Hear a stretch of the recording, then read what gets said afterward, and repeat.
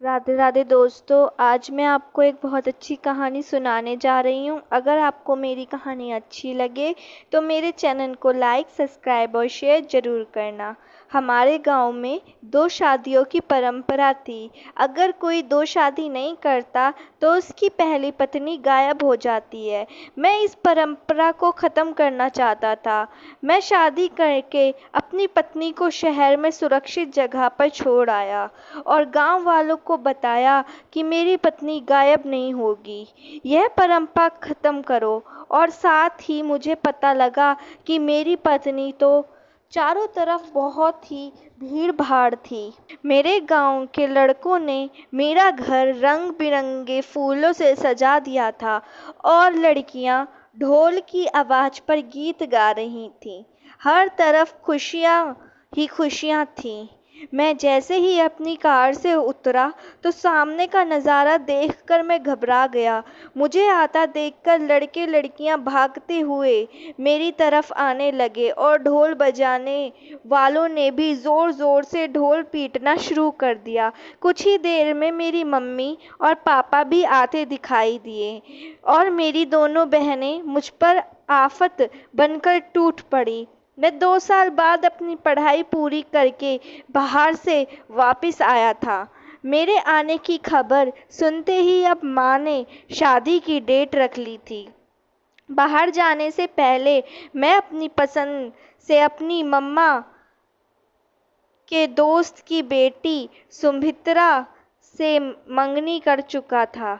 इस बात से मेरे घर वालों को कोई दिक्कत नहीं थी।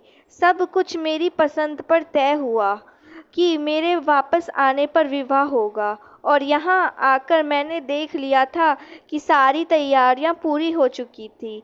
मैं सफ़र से थका हुआ था मगर सब लोग मेरी जान ही नहीं छोड़ रहे थे। धूला धूला कर कर मेरी नाक में दम कर रखा था। मम्मी ने कहा, अब छोड़ो भी उसे, आराम करने दो, कल जी भरकर तंग कर लेना। उनके कहने पर सब भाग गए और मैंने चैन की सांस ली ही थी कि पापा कुछ परेशान से कमरे में आते दिखाई दिए। उनको इस तरह देखकर मैं चौंक गया था। कुछ देर पहले तो वो बहुत खुश थे। क्या बात है पापा, सब ठीक तो है? मैंने प्रेम से पूछा, मगर पापा बात को टाल गए। कुछ नहीं, बस थक गया हूँ। तुम भी आराम कर लो, सब बात करेंगे। मैंने उनको जाते देखकर मगर मेरे दिल में कुछ घबराहट सी थी। कोई तो बात थी कि पापा के चेहरे पर परेशानी दिख रही थी। मगर बिस्तर पर लेटते ही मेरी आंखें बंद होने लगीं और कुछ ही देर में गहरी नींद में खो गया। सुबह मेरी आंख किसी शोर से खुली थी। मैं जल्दी से बाहर आया था जहां मम्मी आंसू बहाए जा रही थी और पापा सिर पकड़े बैठे थे। क्या हुआ पापा? मैं जल्दी से उनके करीब चारपाई पर बैठ गया। मैं बहुत परेशान था कि ऐसा क्या हो गया था। 2 दिन बाद मेरी शादी थी और शादी वाले घर में ये रोने का माहौल क्यों बना हुआ था? पापा ने मेरे कंधे पे हाथ रख दिया। कुछ नहीं, तू परेशान ना हो। तभी अचानक मम्मी बोल पड़ी, कैसे परेशान ना हो? बात ही ऐसी है, उसको आप बता क्यों नहीं देते कि सरदार ने क्या आदेश भिजवाया है? मम्मी आंसू पूछते हुए बोली, अब मैं समझा। ना जाने सरदार ने क्या फरमाइश करी है कि मेरे माता पिता इतने परेशान थे। पापा ने मुझे अंदर कमरे में चलने को कहा और खुद भी मम्मी को चुप रहने का कहकर चले गए। पापा ने मुझे जो कुछ बताया वह सुनकर मेरे तो होश ही उड़ गए थे, क्योंकि उनका कहना था कि सरदार का हुक्म है कि तुम एक ही दिन में 2 शादियां करोगे, वरना तुम्हारी पत्नी गायब हो जाएगी। यह बात सुनकर मेरा दिमाग खराब हो गया। भला ये कहाँ का नियम है? मैंने साफ साफ कह दिया कि मैं इस बात को नहीं मानता, और जब मैं अपनी पसंद से शादी कर रहा हूँ तो दूसरी लड़की की ज़िंदगी क्यों खराब करूँ? और क्या लड़कियों के रिश्ते बाजार में मिलते हैं कि 2 पैसे देकर एक ही दिन में 2 दुल्हन भी ढूंढ लूँ? मुझे आपसे बाहर देखकर मुझे आपे से बाहर देखकर पापा खामोश रहने का सोच लिए, लेकिन मैं वहाँ से उठकर आ गया। लो भला ये कैसा कानून चल रहा है इस गांव में, ऐसी बात आज तक ना देखी और ना सुनी। मैं सोचते सोचते खेतों की तरफ निकल गया ताकि ताज़ा हवा में कुछ तबीयत ठीक हो जाए, लेकिन वहाँ भी यही बात मेरे पीछे कर रही थी। शाम को पापा ने फिर वही बात की, तो मैंने उनको साफ साफ मना कर दिया कि ऐसी बातें सोच भी नहीं सकता मैं, और आप भी मत सोचना। मैं नए दौर का लड़का हूँ और इन सब बातों को मैं नहीं मानता। मगर बेटा, हमारी इज्जत का सवाल है। अगर तूने दूसरा विवाह ना किया तो तेरी पत्नी गायब हो जाएगी। फिर हम लोगों का क्या होगा? हम क्या मुंह दिखाएंगे? पापा भी सरदार की बातों में आ गए थे। मैंने उनको अच्छे से समझा दिया कि मैं विवाह होते ही सुमित्रा को यहाँ से दूर ले जाऊंगा, जहाँ वे सुरक्षित होगी। तब तो आपको कोई दिक्कत नहीं होगी। मेरी बात पर पापा शांत हो गए थे। रात माँ ने बताया कि 15 साल पहले ये परंपरा इस गांव में शुरू हुई थी कि जो आदमी 2 शादियां ना करता उसकी बीवी गायब हो जाती थी। 1-2 लोगों के साथ ये हादसे हो चुके थे। तब से हर कोई 2 शादियां ही करता था, वरना एक पत्नी भी नहीं मिलती, क्योंकि वो गायब हो जाती थी। और सारी लड़कियों के माता पिता भी यह करवा घूंट पीने के तैयार थे। मुझे साफ लग रहा था कि मेरी मम्मा पापा मुझसे सच्चाई छुपा रहे थे, मगर मैंने उनको एहसास नहीं होने दिया और कह दिया कि मैं इस मामले से कोई लेना देना नहीं है। मगर मैं इस बात की जड़ तक पहुंचना चाहता था कि आखिर यह सिलसिला कब और कैसे शुरू हुआ था, क्योंकि मैं पढ़ाई की वजह से हमेशा गांव से दूर ही रहा था। पापा ने कॉलेज के वक्त से ही शहर भिजवा दिया था, जहाँ मैं बस हॉस्टल में रहा करता था। मेरे पापा की अच्छी खासी ज़मीन थी और अपने आम के बगीचे भी थे। हम गांव के सरदार नहीं थे, मगर उनसे कम भी नहीं थे, और गांव में और भी बहुत लोग थे जो अच्छे खासे अमीर थे। मगर हमारे गांव में सरदारों का अपना ही एक तजुर्बा होता है, अपना ही एक इज्जत होती है, क्योंकि वो ही लोग गांव में होने वाले किसी भी प्रॉब्लम को हल करने की कोशिश किया करते थे। वो हर अच्छे बुरे वक्त में अपने गांव वालों का साथ दिया करते थे, तो हमें भी उनकी हर बात माननी पड़ती थी। लेकिन ये बात मैं मानने को हरगिज तैयार नहीं था। शादी की तैयारियां जोरों पर थी और वो दिन भी आ गया जिसका मुझे इंतज़ार था। सुमित्रा मुझे उस वक्त से पसंद थी जब मैं कॉलेज में था। वो कभी कभी मुझसे पढ़ने के लिए आया करती थी। मैं जब भी गांव आता छुट्टियों पर, तो वो मुझे बताती कि मेरी तरह वो भी अपनी पढ़ाई पूरी करना चाहती थी, और उसके पापा ने उसे 10वीं के बाद वहीं पढ़ने की इजाज़त दी थी, क्योंकि वे अपनी बच्ची को शहर नहीं भेजना चाहते थे। दोनों उन्हीं दिनों मुझे सुमित्रा से प्यार हो गया, और यह मोहब्बत दिन ब दिन बढ़ती गई। और अब वो वक्त आ गया जब मैं अपनी मोहब्बत को पाने वाला था, मगर मेरी खुशी में यह जहर घोलने की कोशिश की जा रही थी। उसकी वजह से मैं बहुत परेशान था। विवाह का वक्त भी आ गया था। मुझे लगा कि कुछ संगीत लोग बारात में शामिल थे। शायद वो सरदार की तरफ से पहरेदार थे, क्योंकि मैंने दूसरी शादी से इनकार किया था, तो उनको खौफ था कि कहीं मेरी बीवी गायब न हो जाए। लेकिन मैं अपनी सोची समझी प्लानिंग के साथ विवाह होते ही जब दुल्हन को मेरे साथ गाड़ी में बैठाया गया, तो मैंने बहाने से कार रोकी और छुपते हुए सुमित्रा को लेकर दूसरी गाड़ी में बैठ गया, जो मेरे दोस्त हमारे लिए लाए थे। मेरे दोस्त संदीप और रोहित कब से हमारा इंतज़ार कर रहे थे। जैसे ही हम कार में बैठे, संदीप ने तेज़ी से गाड़ी चलाई और अब हम शहर की तरफ जा रहे थे। सुमित्रा को मैं पहले ही सब कुछ बता चुका था। वह काफ़ी परेशान हो गई थी, मगर मैं उसका हाथ थामे रखा था ताकि वो धैर्य रखे। काफ़ी दूर चलने के बाद हम बेफिक्र थे कि कोई हमारा पीछा नहीं कर रहा। हमने सारी रात सफ़र किया। सुबह तक हम शहर तक पहुंच चुके थे। यह एक अनोखी शादी थी कि एक दूल्हे ने अपनी दुल्हन को भगाया था, लेकिन यह सब करना मेरी मजबूरी थी। अगर मैं ऐसा ना करता तो हमेशा यही परंपरा हमारे गांव में पनपती रहती। मैं इसको ख़त्म करना चाहता था। मैं सुमित्रा को यहाँ सुरक्षित जगह पर छोड़कर दूसरे दिन अपने गांव वापस चला गया, जहां मैं यह साबित करना चाहता था कि यह केवल एक वहम के अलावा कुछ भी नहीं है।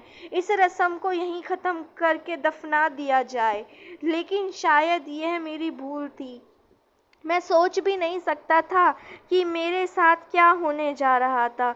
दूसरे दिन मैं सुमित्रा को वहां छोड़कर वापस गांव चला आया था, जहां पापा मम्मी मेरा इंतज़ार कर रहे थे। लगातार लंबे सफ़र ने मुझे काफ़ी थका दिया था, लेकिन अब मैं खुश था कि सुमित्रा महफूज थी। मैंने शाम होते ही सब घरवालों को साथ बिठाकर समझाया कि अब तो आप सबको यकीन आ गया कि यह सब एक झूठी बात है जो लोगों ने फैलाई हुई है। आज के बाद इस पर कोई यकीन नहीं करेगा। अभी हम ये बात कर ही रहे थे कि गांव के कुछ लोग मुझसे मिलने आ गए। असल में उनका मकसद यह जानना था कि मेरी बीवी अभी भी मेरे पास है या गायब हो चुकी थी। मैंने उन सबको बताया कि ऐसा कुछ नहीं है, सुमित्रा सुरक्षित है और मैं उस रस्म को ख़त्म करना चाहता हूँ। वहाँ बैठे एक शख्स ने मुझसे पूछा कि हम कैसे मान लें कि वो सुरक्षित है। उसकी यह बात पर मैंने अपना फ़ोन निकाला और उसी वक्त सुमित्रा को कॉल कर दिया, लेकिन उसका फ़ोन बंद जा रहा था।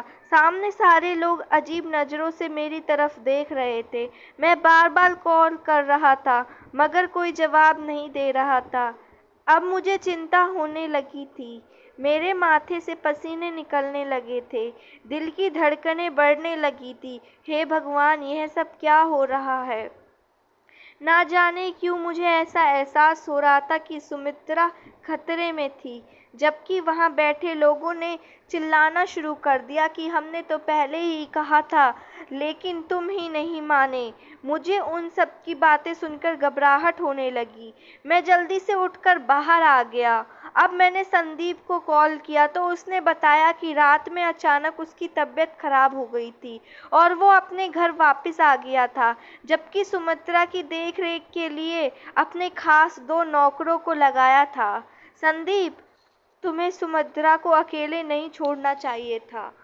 मैंने उसकी कॉल काटी। उसी वक्त अपनी गाड़ी में बैठकर वहां से निकल गया। ना जाने सुमित्रा किस हालत में होगी। मेरे दिमाग में ये अजीब-अजीब ख्याल आने लगे। मैं जैसे ही शहर पहुंचा तो संदीप ने बताया कि सुमित्रा के साथ-साथ दोनों नौकर भी गायब हैं। अजीब सी बेबसी थी। मैं पुलिस को भी नहीं बता सकता था, लेकिन जाने से पहले मैंने सारा बंदोबस्त कर रखा था कि अगर सुमित्रा को वहां से गायब किया जाता तो मुझे मालूम हो सकता है कि वो कहाँ है। लेकिन ये बात मैं सबसे छुपा कर रखा था, अपने दोस्तों को भी नहीं बताया, क्योंकि हो सकता था कि कोई भी इस अहम बात को किसी के सामने बोल देता तो वो लोग जो सुमित्रा को गायब करने वाले थे वो चौकन्ना हो जाते। मैंने जल्दी से अपना फ़ोन निकाला और अकेले में जाकर एक नंबर डायल किया। कुछ ही देर बाद मेरी कॉल रिसीव कर ली गई और अब मेरा दिल बहुत ज़ोर से धड़क रहा था कि आगे से क्या जवाब मिलता। मेरी कॉल के जवाब में सिर्फ खामोशी थी और बस 2 मिनट में एक मैसेज मुझे मिला। वो लाइव लोकेशन थी। मेरा दिल घबरा रहा था। मैंने संदीप और रोहित को अपने साथ आने को कहा और वहां से निकल गया। मैं उसी तरफ जा रहा था जहां मुझे वो लोकेशन लेकर जा रही थी। फिलहाल संदीप और रोहित को इस बात का पता नहीं था। काफ़ी दूर जाने के बाद हम एक सुनसान जगह पर आ गए, जहां दूर-दूर तक कोई आबादी नज़र नहीं आ रही थी। अब मैंने फैसला कर लिया कि मुझे पुलिस की मदद की ज़रूरत है।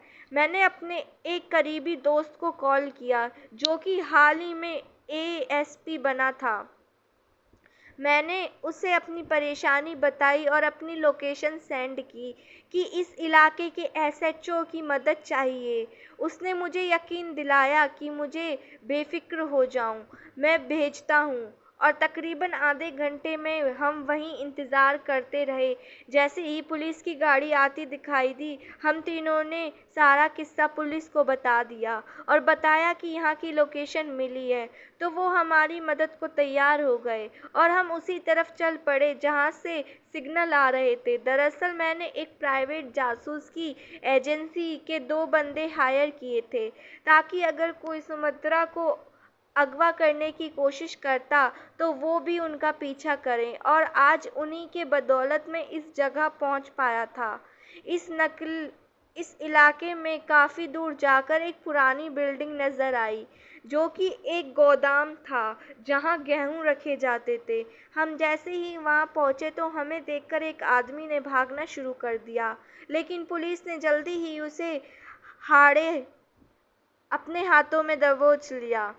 हम लोग अंदर पहुंचे तो वहां एक कोने में सुभद्रा को बैठाया हुआ था जिसके हाथ पैर रस्सी से बांधे थे।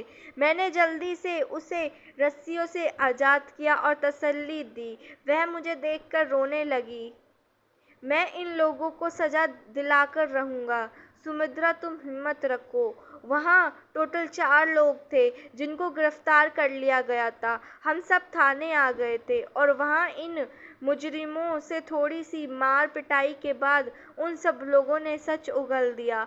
बोला किसने कहा कि तुम लोगों ने इससे अगवा किया, और फिर कांपते हुए उन लोगों ने बताया, लेकिन जो नाम उनके मुंह से निकला वो सुनकर मैं कांप गया। ये झूठ बोल रहे थे। मुझे बिल्कुल यकीन नहीं रहा था। भला ऐसा कोई कर सकता है? लेकिन वो लोग अपनी बात पर डटे थे। उनका कहना था कि उन्होंने यह सब सरदार के कहने पर किया है। ऐसे कैसे हो सकता है? वो हमारे सरदार थे, हमारी बहू बेटियों की इज्जत का ख्याल रखते थे, और वो ही गांव की लड़कियों को कैसे अगवा कर सकते थे?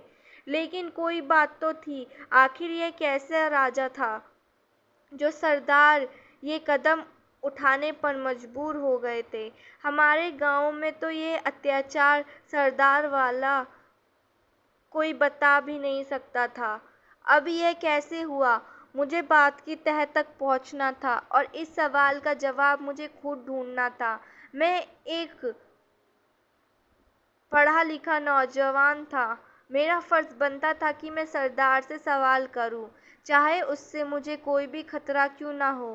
वह वहां से निकलते ही मैं वापस सुमित्रा को लेकर गांव आ गया। घरवाले सुमित्रा को देखकर बहुत खुश हुए, लेकिन अब भी मैं परेशान था। कुछ देर आराम करने के बाद मैं सरदार की हवेली की तरफ निकल गया, जहां सरदार अपने गांव वालों के मसले सुन रहे थे। मैंने भी उनको नमस्कार किया और बोला, सरदार, मेरा भी एक मामला है। अगर आपकी आज्ञा है तो सबके सामने बयां करूं या अकेले में सुनना चाहोगे? सरदार ने मेरी बात पर सर हिलाकर कहा, मुझे मालूम हुआ है कि तुम्हारी बीवी गायब हो चुकी है, और अगर तुम हमारी बात मान लेते तो ऐसा बिल्कुल नहीं होता। वो जानबूझकर बोला था कि सब लोग जान ले कि मैंने उनकी बात न मानकर बुरा किया है। नहीं सरदार, वो बात नहीं है। दरअसल सच्चाई कुछ यूँ है कि मैंने अपनी पत्नी को छुड़वा लिया है, और जो लोग पकड़कर उसे ले गए थे उन्होंने नाम भी बता दिया है कि वो किसके कहने पर ऐसा कर रहे थे। मेरी बात सुनकर अब की बार सरदार का रंग फीका हो चुका था और वो अपने माथे से पसीना साफ करने लगा। उन्होंने उसी वक्त मुझे कहा, मेरे साथ अंदर चलो, और जल्दी जल्दी वह अंदर की तरफ जाने लगे। मुझे अब किसी बात का डर नहीं था, क्योंकि मुझे भगवान पर विश्वास था। कोई सरदार किसी से उसकी इज्जत नहीं ले सकता। अंदर जाते ही सरदार ने गरजते हुए पूछा कि क्या बेदुगी थी? तुम क्या साबित करना चाहते थे? मैंने तो अभी आपको कुछ बताया नहीं, आप बिना वजह क्यों चिल्ला रहे हैं? तब उसने खुद को कुछ काबू में किया। लेकिन मैं पूछना चाहूँगा कि आपने यह सब क्यों किया? हम तो आपको अपने गाँव का रक्षक समझते थे और आपने हमारी इज़्ज़त पर डाका डालने की कोशिश की। मेरी शादी की रात जब मैंने आपके आदमी अपने आस-पास देखे तो मुझे फ़िक्र महसूस हो रही थी। लेकिन मैंने सोचा कि सरदार ने मेरी इज़्ज़त की हिफाज़त के लिए उनको भेजा है। लेकिन यह मेरी भूल थी। आपने तो मेरी बीवी को ही गायब करने के लिए उनको भेजा था। आखिर क्यों? मैं चिल्ला पड़ा। सरदार, मैं चाहता तो सबके सामने आपका राज खोलकर आपको बेइज्जत कर सकता था। पूरे गांव में आप मुंह दिखाने के काबिल नहीं रहते। आस-पास के इलाकों के सरदार भी थू-थू करते। लेकिन मैं आपसे सच्चाई जानना चाहता हूँ कि ऐसा क्यों किया? मेरी बात पर सरदार के कंधे झुक गए और वो चारपाई पर बैठ गया। तुम सच कहते हो, मैं ही तुम्हारा मुजरिम हूँ, लेकिन मैंने अपनी इज्जत बचाने के लिए किया। आज से 15 साल पहले मैंने अपनी पसंद से धूमधाम से शादी की थी। मेरी शादी के दिन कहीं से एक फकीर आ गया था जो अजीब से हुलिये में था। उसने सबके सामने मुझे कहा कि 2 शादियां करो वरना तेरी पहली पत्नी गायब कर दूंगा। यह कहकर वो जोर जोर से हंसने लगा था। सब लोग उसकी बात को मजाक समझकर हंसने लगे। मैं शहर की एक लड़की से शादी कर रहा था जो कि एक गरीब घर से थी। सबके मना करने के बावजूद मेरे स्वर्गीय पापा ने जोर डाला कि शहर की लड़की से शादी मत करो, वो यहाँ नहीं रह पाएगी। मगर मुझे अपनी मोहब्बत पर विश्वास था। मैं तुम्हारी तरह नौजवान था, अपनी पत्नी को इज्जत देना चाहता था। मगर वो शादी की रात घर के सारा सामान, रुपए, 100 तोले के सोने, सब कुछ लेकर फरार हो गई। मैं कहीं मुंह दिखाने के काबिल नहीं रहा। मेरे चेहरे पर उदासी थी। लेकिन उसी दिन बाबा ने सबके सामने बता रख दी, क्योंकि साधु ने यह बात कही थी कि 2 शादियां करो और मैंने उसकी बात ना मानी थी, तो इसीलिए मेरी बीवी गायब हो गई।